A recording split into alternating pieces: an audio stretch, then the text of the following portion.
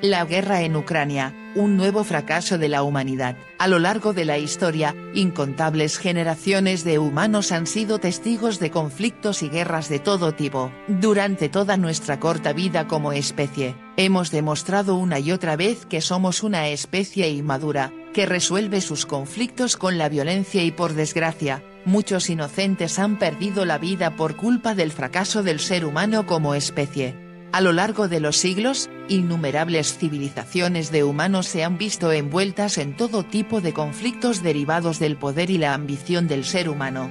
Pensábamos que en pleno siglo XXI, con una civilización humana mucho más avanzada, tecnológica y mentalmente, ya no veríamos situaciones de ese tipo.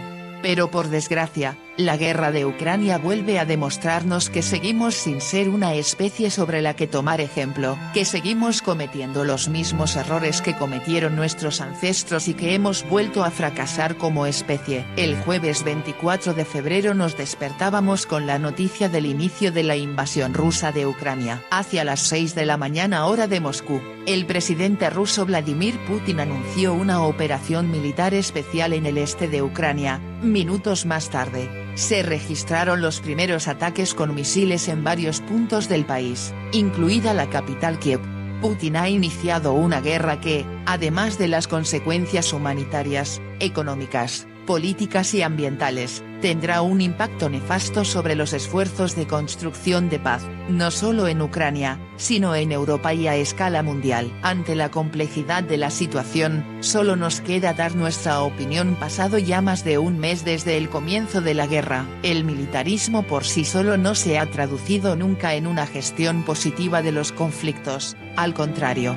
A medio y largo plazo los ha enquistado, desplazado o empeorado. Por lo tanto, estas semanas de ofensiva en Ucrania, ¿de qué seguridad hablamos? ¿De quién y para quién?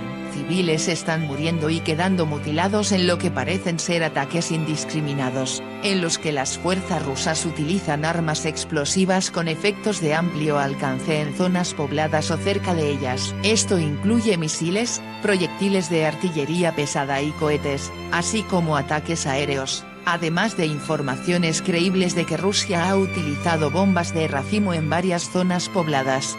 La guerra en Ucrania no va a ninguna parte, pero va rápido. Se está intensificando, volviéndose más destructiva e impredecible a cada momento. La invasión viola la Carta de la ONU y ha causado un sufrimiento y destrucción atroces en ciudades y poblados, donde los civiles viven aterrorizados por los bombardeos a hospitales, escuelas, edificios residenciales y refugios.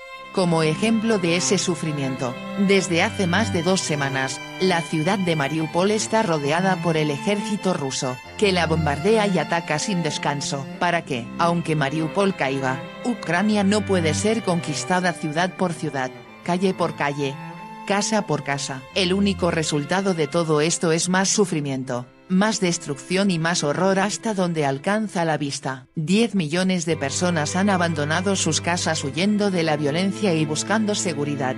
El pueblo ucraniano está soportando un infierno viviente, y las repercusiones se están sintiendo en todo el mundo con un aumento vertiginoso de los precios de los alimentos, la energía y los fertilizantes que amenaza con convertirse en una crisis mundial de hambre. Esta guerra es imposible de ganar. Tarde o temprano, tendrá que pasar del campo de batalla a la mesa de paz. Esto es inevitable.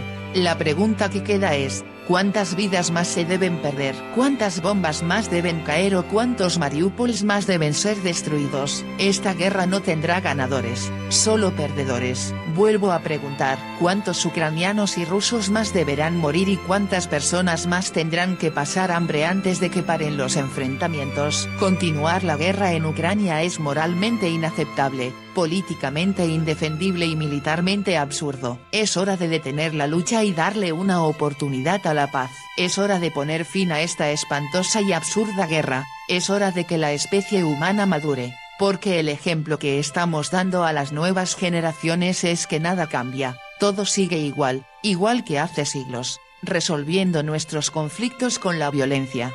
Es hora de demostrarnos a nosotros mismos que podemos progresar, que podemos avanzar hacia un futuro de paz y amor, ya que todos somos hermanos, todos somos humanos, y todos merecemos vivir en paz.